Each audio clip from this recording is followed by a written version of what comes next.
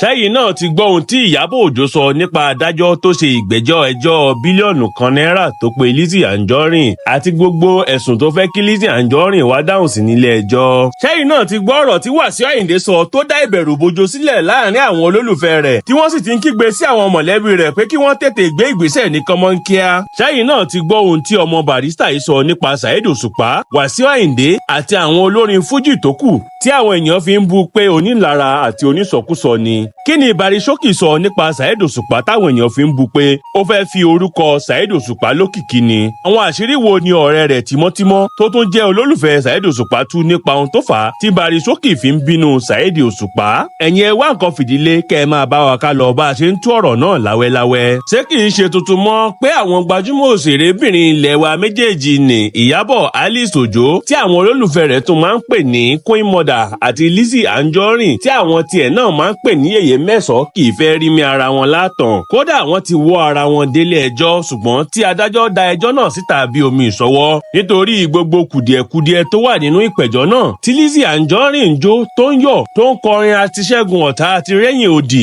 Bẹ́ẹ̀ ló jáde sórí ìkànnì ayélujára rẹ̀ pé tí ohunkóhun bá ṣẹlẹ̀ sí òun, ọkọ òun, àwọn ọmọ òun tàbí òwò òun. Òṣèrébìnrin ilẹ̀ wa tí àwọn tiẹ̀ tún máa ń pè ní yèyé mẹ́sàn yìí ní kí wọ́n di Ìyábọ̀ Òjó mú. Ó ní tí wóró irun kan bá tu ní orí òun pé kí ìjọba àti gbogbo èèyàn pátápátá gbá Ìyábọ̀ Òjó mú. Ṣùgbọ́n lọ́gán tí Ìyábọ̀ Òjó gbọ́ ọ̀rọ̀ tí Lizzy Anjorin sọ yìí pẹ̀lú bó ṣe ń fi ẹ̀mí rẹ̀ kọ́ lọ́rùn ni òun náà ti jáde sórí ìkànnì ayélujára rẹ̀ láti fèsì sí ọ̀rọ̀ tí Lizzy Anjorin sọ yìí. Bó tilẹ̀ jẹ́ pé nǹkan ò fi bẹ́ẹ̀ fararọ fún ọmọbìnrin tí àwọn tiẹ̀ tún máa ń pè ní Queen Mother lásìkò tá a wà yìí nítorí níṣe làwọn èèyàn ń wọ lọ́tùn lọ́sì bí àwọn kan ṣe ń ṣe ìwọ́de tí wọ́n ń bú tí wọ́n ń sọ̀rọ̀ burúkú sí i nítorí ọ̀rọ̀ Mohbad tí wọ́n ní ó ń ṣe ìdènà fún gbogbo ọ̀nà àti rí ìdájọ́ òdodo gbà lórí ọ̀rọ̀ ikú ọ̀dọ́mọkùnrin olórin tó jáde láyé láìtọ́jọ́ yìí ní àwọn kan fi ń ṣe yẹ̀yẹ́ nítorí pé adájọ́ sọ ẹjọ́ tó pe Lizzy Anjorin dànù nílé ẹjọ́. Bẹ́ẹ̀ làwọn kan sọ pé kó lọ gba bàbá Ìjẹ̀ṣà jáde kúrò lọ́gbà ẹ̀wọ̀n paríparí rẹ̀ ní ilé ìgbafẹ́ rẹ̀ tó tún jóná lọ́jọ́ 9 oṣù kejì ọdún tá a wà yìí tí wọ́n sì tún ní àwọn kan ń lépa ẹ̀mí rẹ̀ tí wọ́n sì kọ̀wé ránṣẹ́ sí pé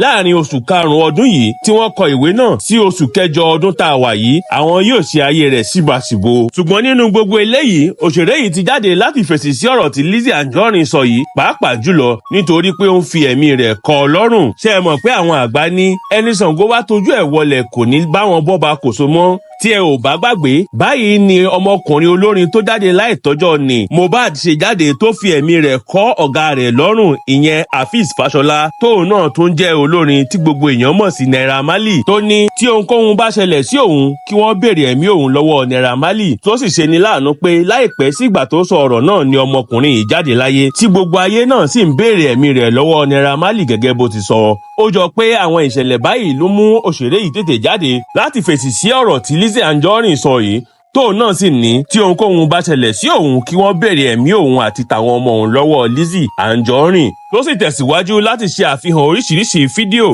tí Lizzy Anjorin ti ṣe àwọn àpèjúwe lóríṣiríṣi tó jọ mọ́ òun, àwọn ọmọ rẹ̀ àti ọkùnrin tó ń fẹ́ báyìí tí òṣèrébìnrin ilẹ̀ wa tó ṣẹ̀ṣẹ̀ fọmọ fọ́kọ láìpẹ́ yìí sì ní àwọn kò tí ì bẹ̀rẹ̀ ẹjọ́ ní ilé ẹjọ́ nítorí èyí tí adájọ́ jù síta yìí kì í ṣe ìgbẹ́jọ́ lórí ọ̀rọ̀ yìí. Ó ní èyí tí àwọn ṣe yìí ní ADR ìyẹn ìgbẹ́jọ́ tí wọ́n máa fi ń parí èdè àìyedè àti àìgbọ́ra-ẹniyé tí olóyìnbó máa ń pè ní Alternative Dispute Resolution. Ó ní àwọn kò tí ì bẹ̀rẹ̀ ẹjọ́ náà ní kíkún nítorí náà kí Lizzy má tíì máa dunnú kiri orí ayélujára nítorí òun kò tíì dúró gẹ́gẹ́ bí ẹlẹ́rìí nílé ẹjọ́. Bẹ́ẹ̀ náà ni Lizzy kò tíì dúró gẹ́gẹ́ bí ẹlẹ́rìí àwọn ò sì tíì mú ẹlẹ́rìí kankan wá sí ilé ẹjọ́. Arẹwà òṣèré yìí ní ìdí tí òun fi jáde sọ̀rọ̀ báyìí ni pé Lizzy Anjorin ti padà dá orúkọ òun. Ó ní òun ti ń dúró de òṣèré ẹgbẹ́ òun yìí láti dárúkọ òun fún ọ̀pọ̀lọpọ̀ ìgbà nítorí pé ó sọ fún adájọ́ pé òun kọ́ ni òun bá wí pẹ̀lú àwọn orúkọ bíi Sẹ̀pẹ̀tẹ̀rì àti Gistlover tó máa ń pè nínú fídíò rẹ̀. Ṣùgbọ́n ní báyìí ó ti padà dárúkọ òun. Nínú ọ̀rọ̀ rẹ̀ Ìyábọ̀ ní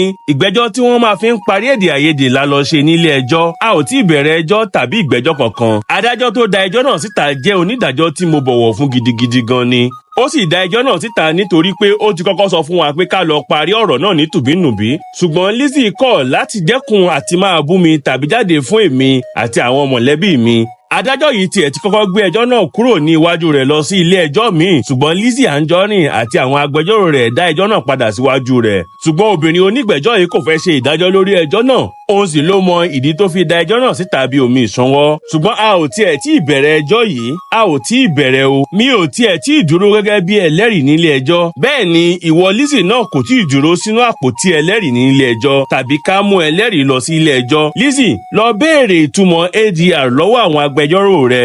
Fúndìí èyí, a ò tí ì bẹ̀rẹ̀ ẹjọ́ rárá. Mo ti ń dúró díẹ̀ tipẹ́tipẹ́ Lizzy Anjorin kó o dárúkọ mi nítorí o sọ fún wọn ní ilé ẹjọ́ nígbà tí wọ́n béèrè lọ́wọ́ rẹ pé ta ni Ṣẹ̀pẹ̀tẹ̀rì Gistlover. O ní kì í ṣe mi. Nígbà tí wọ́n tún béèrè lọ́wọ́ rẹ pé kí ni mo ṣe fún ẹ gangan kí lẹ̀ṣẹ̀ mi. O ní nítorí pé mò ń bá àwọn tó ń dúnkokò mọ́ ẹ lórí ayélujára ní àjọṣepọ̀. Èmi àti ẹ kì í ṣe ọ̀rẹ́, ojúgbà lẹ́nu iṣẹ́ lásán ni wá. Mi ò sì jẹ́ ní gbèsè ẹni tó yẹ kí n bá ṣe àbí ẹni tí màá súnmọ́. Tí wàhálà bá wà láàrin yín kò sí nǹkan tó kàn mí pẹ̀lú ìyẹn. Kí ló kàn mí nínú gbogbo ẹni tó ń bá jà? Gbogbo àwọn tó súnmọ́ mi ló ti wọ́ nílẹ̀ tuurutu. Ọmọ mi tí kò ṣẹ̀ tàbí ṣe ohunkóhun fún ẹ gan, ò jẹ́ kó rí mú mi. Ṣùgbọ́n ìdí kan ṣoṣo tí mo fi gbé ẹ lọ sílé ẹjọ́ ni àwọn ọ̀rọ̀ ìbanilórúkọ jẹ́ àti àwọn ẹ̀sùn tó máa fi ń kàn mí. Kò sí nǹkan tó tí ní mo ṣe tán. Èmi ló yẹ kí n máa sọ fún àwọn èèyàn pé tí ohunkóhun bá ṣẹlẹ̀ sí èmi àti àwọn ọmọ mi pé kí wọ́n dì ẹ́ mú.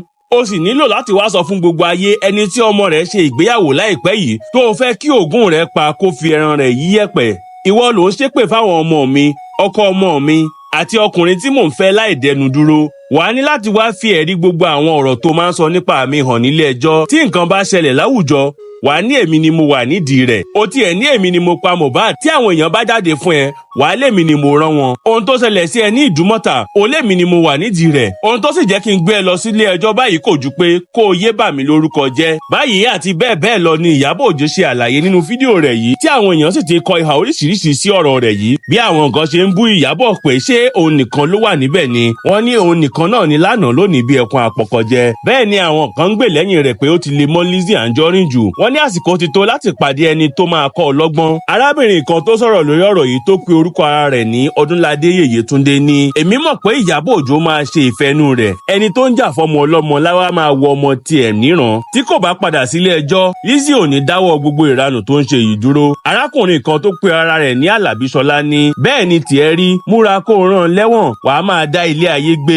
mugu. Báyìí ni àwọn èèyàn ṣe ń sọ̀rọ̀ lóríṣiríṣi tí àwọn tó fẹ́ gbè lẹ́yìn Ìyábọ̀ Òjó ń gbè lẹ́yìn rẹ̀, àwọn tí Lizzy náà ò sì padà lẹ́yìn rẹ̀. Di bí a ṣe ń sọ̀rọ̀ yìí, kò tí ì sẹ́ni tó mọ ibi tí ọ̀rọ̀ náà máa já sí. Ṣùgbọ́n nǹkan tó dájú ni pé àwọn òṣèré ilẹ̀ wa méjèèjì sì máa padà sílé ẹjọ́. Sẹ́yìn náà ti gbọ́ ohun tí ọmọ Barrister yìí sọ nípa Saheed Osupa, Wasiu Ayinde àti àwọn olórin Fújì tó kù tí àwọn èèyàn fi ń bú pé onílara àti onísọkúsọ ni. Kí ni Showkey sọ nípa Saheed Osupa táwọn èèyàn fi ń bú pé ó fẹ́ fi orúkọ Saheed Osupa lókìkí ni? Àwọn àṣírí wo ni ọ̀rẹ́ rẹ̀ tímọ́tímọ́ tó tún jẹ́ olólùfẹ́ Saheed Osupa tú nípa ohun tó fà á tí Showkey fi ń bínú Saheed Osupa? Ẹ̀yin ẹ wá nǹkan fìdílé kẹ́ ẹ máa bá wa ká lọ bá a ṣe ń tú ọ̀rọ̀ náà láwẹ́láwẹ́. Ọ̀gbẹ́ni Adéwálé Àkànjí Balógun tí àwọn èèyàn mọ̀ sí Showkey tó jẹ́ onífújì àti ọ̀kan lára àwọn ọmọ bíbí inú olùdásílẹ̀ fújì tó ti dolóògbé ni Alhaji Sikiru Ayinde Barrister, ṣùgbọ́n tó ti wà lórílẹ̀‐èdè Amẹ́ríkà báyìí ti tú pẹrẹpẹrẹ ọ̀rọ̀ nínú ìfọ̀rọ̀wérọ̀ kan tó ṣe pẹ̀lú ọkùnrin oníròyìn ìlú Ìbàdàn ni Délé Adéyanjú tí àwọn èèyàn máa ń pè ní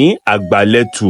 Níbi ìfọ̀rọ̀wérọ̀ yìí ni Showkey ti sọ̀rọ̀ lórí bó ṣe jọ Alhaji àgbà bí ìmúmu, wàhálà tó wà láàrin òun àti àwọn ọmọ Barrister fún ọ̀pọ̀lọpọ̀ ọdún, bí Barrister ṣe máa ń sunkún bí ọmọ ìkókó nígbà tí Wasiu Ayinde bá dalẹ̀ rẹ̀ tàbí ṣe àìdá kan sí i nítorí ó fẹ́ràn Wasiu gan ni. Bó ṣe ran Saheed Osupa lọ́wọ́ láti túbọ̀ lókìkí sí i pẹ̀lú bó ṣe sọ fún olóògbé Barrister kó fi Saheed Osupa jẹ ọba orin. Nígbà tí Showkey ń sọ̀rọ̀ lórí bí Saheed Osupa ṣe dalẹ̀ òun, ó ṣàfihàn ìbínú rẹ̀ àti bó ṣe dùn tó pé Saheed Osupa dalẹ̀ rẹ̀ lẹ́yìn ìgbà tó ran Saheed Osupa lọ́wọ́ láti túbọ̀ jẹ́yàn lágbolé fújì tó sì jẹ́ pé ìgbésẹ̀ tí òun gbé yìí ló da ìbáṣepọ̀ òun pẹ̀lú ọ̀pọ̀ àwọn onífújì rú.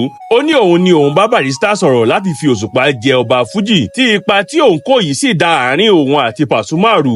Ṣùgbọ́n òun kò bìkítà nípa ìbáṣepọ̀ yìí nítorí àṣeyọrí Saheed Osupa tí àwọn jọ jẹ́ ọmọ Ìbàdàn kan náà ló jẹ òun lógún nígbà náà. Arákùnrin yìí ní gbogbo eléyìí ló hàn sí Saheed Osupa ṣùgbọ́n síbẹ̀ náà níṣe ló dalẹ̀ òun lẹ́yìn ìgbà tó dókè tán.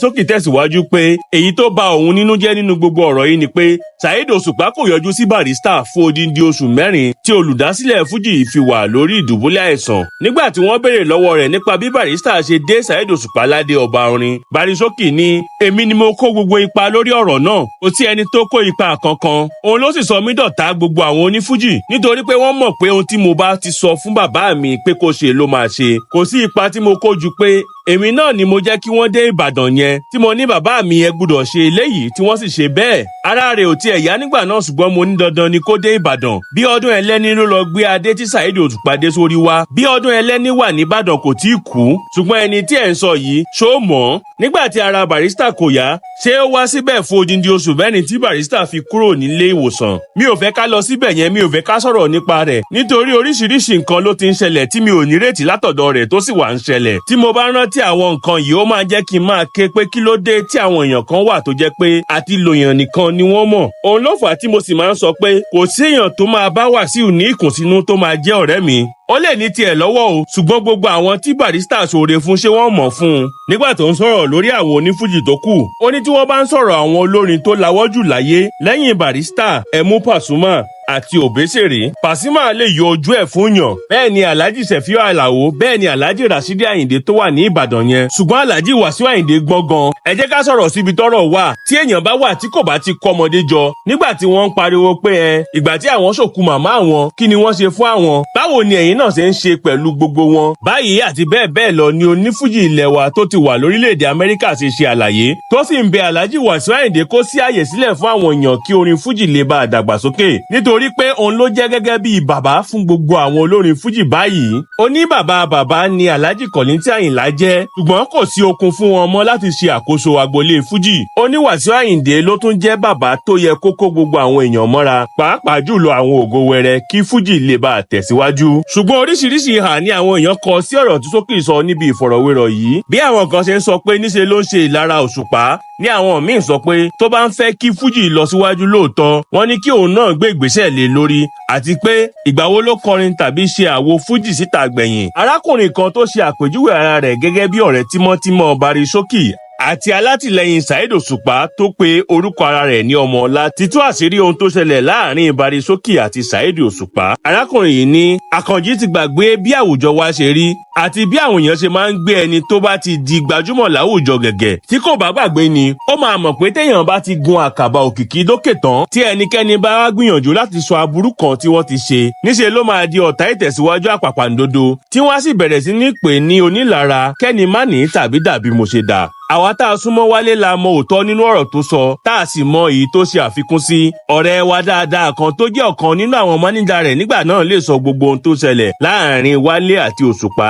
Nígbà ọ̀rọ̀ ọba yẹn mi ò fẹ́ dárúkọ rẹ̀ nítorí ó ti di olóṣèlú ńlá báyìí kò sì ní fẹ́ wọ́ ara rẹ̀ nílẹ̀ lórí ọ̀rọ̀ yìí. Ṣùgbọ́n ní tèmi o mo padà súnmọ́ Wálé lẹ́yìn ọ̀rọ̀ ọlọ́ba adé yẹn tá a sì di ọ̀rẹ́ tímọ́tímọ́. A sì lọ bá Òṣùpá fún ìgbà mélòó kan tó sì ṣe dáadáa sí wa ká má parọ́. Ṣùgbọ́n nǹkan tí Òṣùpá ṣe fún Wálé nígbà ayẹyẹ ìsìnkú Sẹ́ríkí nígbà tá a ṣe ṣóò fún nìbàdàn. Mo jẹ́ ọ̀kan gbòógì nínú àwọn agbátẹrù ṣóò yẹn. Mo tẹ̀lé Wálé lọ bá Òṣùpá ní Sùúrùlérè láti sọ fún un nípa ṣóò yẹn tó sì gbà láti jẹ́ eléré tó máa jẹ́ ìràwọ̀ ọjọ́ náà. Tá a sì tún padà mú àǹkárá àti ìwé ìpeni lọ fún un. Nígbà tá a padà dé Ìbàdàn lọ́jọ́ tí ṣóò kọ̀la tí bàbá Kọ́lá Olóòtú ní ká lọ rí Táyé Kọ́rẹ́nsì ká sì pé òun àti bàbá Mèrèǹgè wá sí ṣóò yẹn. Ṣùgbọ́n Wálé kò fẹ́ lọ bá Táyé Kọ́rẹ́nsì nítorí kò sọ fún un tẹ́lẹ̀ àti pé kò sí nínú pósítà. Òṣùpá ló wà lórí pósítà ṣùgbọ́n bàbá Kọ́lá kọ̀ jálẹ̀. Ó ní àfi tá a bá lọ bá Táyé Kọ́rẹ́nsì ká pè wá síbi ṣóò yẹn tá a sì lọ. Èmi Wálé àti ọ̀rẹ́ wa tó ti di olóṣèlú báyìí ló lọ sọ́dọ̀ Táyé lọ́jọ́ náà. Ìgbà tá a débẹ̀ wọ́n fi wá kalẹ̀ sórí ìjókòó fún ìgbà díẹ̀ pé Táyé ń ṣe nǹkan lókè. Showkey rí eléyìí bí àrífín tó sì fẹ́ ká kúrò níbẹ̀ ṣùgbọ́n mo ní kó ṣe sùúrù.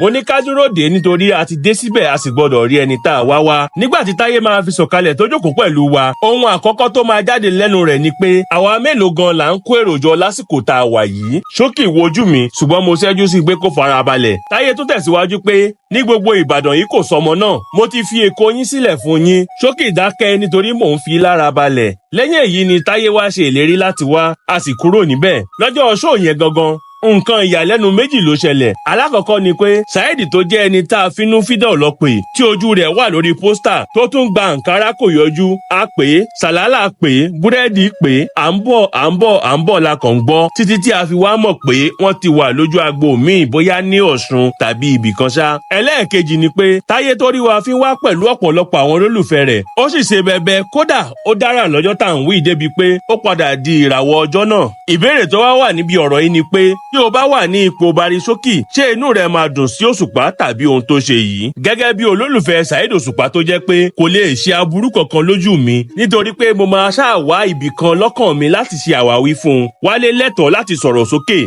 tí Òṣùpá náà bá sì rò pé ó yẹ kí òun tọrọ àforíjì lọ́wọ́ Wálé ó lè ṣe mi ò sì rò pé ó pọ̀jù fún un láti ṣe. ṣùgbọ́n gẹ́gẹ́ bí Wálé fúnra ẹ̀ ṣe máa ń sọ ẹbí ni wá a máa jà a máa parí ẹ̀ ni. lákòótán ẹ má jẹ́ ká máa yára dá ẹnikẹ́ni lẹ́jọ́ pàápàá jùlọ tá ò bá mọ ohun tó ṣẹlẹ̀ lótìtọ́. ire o. báyìí ni ọkùnrin tó pe ara rẹ̀ ní ọ̀rẹ́ tímọ́tímọ́ Barry Showkey ṣe àlàyé tí àwọn kan sì ń fún lésì pé ohunkóhun tó wù kó ṣẹlẹ̀ láàrin Barry Showkey àti Saheed Òṣùpá wọn ló yẹ kí Barry Showkey ti wábì kan fi kọ́ kó sì jẹ́ kí ọ̀rọ̀ náà lọ sópin ìgbàgbé pẹ̀lú bí Saheed Òṣùpá ṣe máa ń jà fún Barrister tó máa ń gbé lárugẹ tó ń sa ipá rẹ̀ kí orúkọ àti iṣẹ́ rẹ̀ má parun tó sì ń ṣe eléyìí ju àwọn tó jẹ́ ọmọ bíbí inú Barrister gan fúnra rẹ̀ lọ. wọ́n ní kò yẹ kó sí ọmọ Barrister kan tó máa sọ aburú nípa Saheed Òṣùpá pẹ̀lú gbogbo akitiyan rẹ̀ lórí pé kí iṣẹ́ àti orúkọ Alhaji àgbà má parun. bẹ́ẹ̀ làwọn kan ní ó kàn fẹ́ fi orúkọ Saheed Òṣùpá ọba orin túbọ̀ lókìkí sí i ni.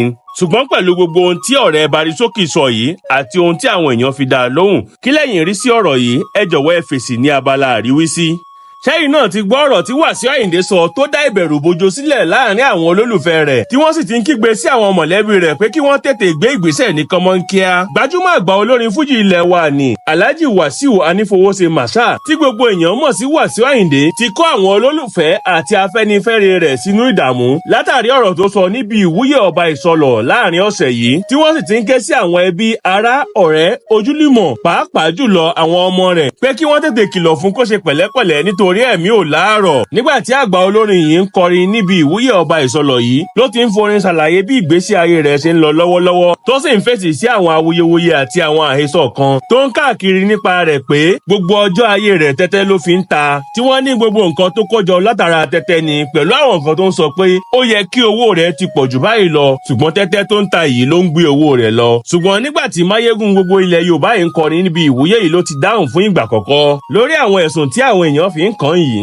nígbà tó ń fi orin fèsì Kwamwan ní òun ò ráàyè òsì ní tòun ó ní iṣẹ́ òun tó jẹ́ pé ọ̀rọ̀ owó ló bá òun àti pé ojú òun dí kọjá sísọ ni òun máa ráàyè àti máa ta tẹ́tẹ́ tàbí ráàyè àwọn ọ̀rọ̀ àbòsí tí wọ́n ń sọ káàkiri nípa òun. olórí ọmọọba Ìjẹ̀bú yìí jẹ́ kó di mímọ̀ pé bí wọ́n ṣe ń wo òun yìí owó eré odindi ọdún kan ni àwọn èèyàn ti san sílẹ̀ fún òun ó ní láti àsìkò yìí lọ kò sí ìsinmi fún òun ó ní gbogbo ìgbà ni òun yóò máa lọ kọrin ó sì ní láti bí ọjọ́ mẹ́rin sí ìgbà tí ó ń kọrin náà ni òun ti kúrò nílé òun tó wà ní Ìjẹ̀bú Òde ní ìpínlẹ̀ Ògùn tí òun sì ti ń lọ kọrin káàkiri.